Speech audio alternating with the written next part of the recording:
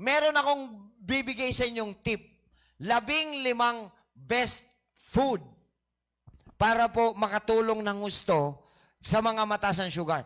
Ito yung 15 pagkain na pwede nyong isama araw-araw sa diet ninyo. Sa sa meal. Meal. Okay. Everything. At malaki may tutulong neto para manumbalik yung lakas ng endocrine system at unang-una ng inyong lapay. Number 1, Fatty fish, katulad ng salmon, sardines, mackerel. yan. Dahil sila po ay merong matataas na Omega-3.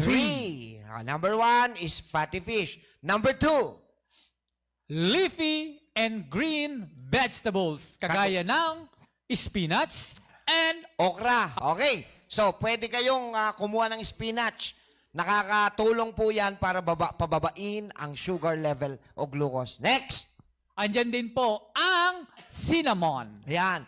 Andyan din po yung ating eggs. Itlog. Pero, Napakaganda po ng itlog sa mga may diabetes because you can get the protein that your body needs eating eggs. pero dapat ang egg na kainin nila ay Pero mas healthy, ang organic egg. Okay. Andyan din po ang chia seed. chia seeds. Chia seed. Okay? Andyan din po pang-anim ang turmeric. Turmeric. Okay. Or kung wala kayong turmeric, yung luyang dilaw, pwede na po yung luyang puti natin, yung native nating luya. Kung kayo ay kakain, madalas ng may luya, napaka-healthy po niyan. Okay. Next, number andyan 7. din ang yogurt. Yogurt. Oh, baka natatakot kayo sa yogurt. Hindi po. Healthy po ang yogurt kahit ikaw ay diabetiko. Next. Okay. Andyan din po ang mani. Nuts. Kahit anong nuts. Pwede nyong kainin, pero katulad ng palagi namin ina-advise, huwag pong kakainin ng mani sa gabi. Bakit naman? Kasi mahirapang tunawin. And usually, pwede siya ma-convert into uric. Sa gabi. Pinaka-healthy nut ay Ang walnut. walnut pala. Yan. Walnut. Yan. Okay. Andyan din ang broccoli. Palagay ko, gusto niya. Nagugustuhan niya yung broccoli. Steamed vegetables. Steam. No? Yan. Oh, Okay.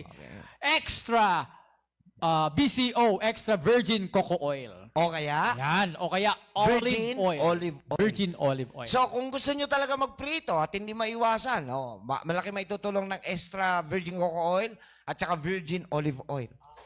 Next. Andyan din po ang flaxseed. Siguro alam niyo na yung flax seeds. Okay. Available na ngayon sa mga groceries natin.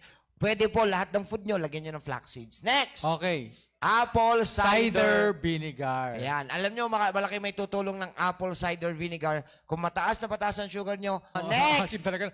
Strawberries. Mga berries. Pero ang pinaka-healthy sa mga diabetiko is strawberry. Okay. Napakataas ng antioxidant niyan. Next! Cranberries, pwede yun. Pwede. Cranberries. Yan. Okay. Andyan din po ang garlic. Bawang. And? Squash. Ano ba squash? Ano yun? Kalabasa. So, So, yan yung 15 na pagkain na pwede nyong hati-hatiin, pero everyday isama nyo.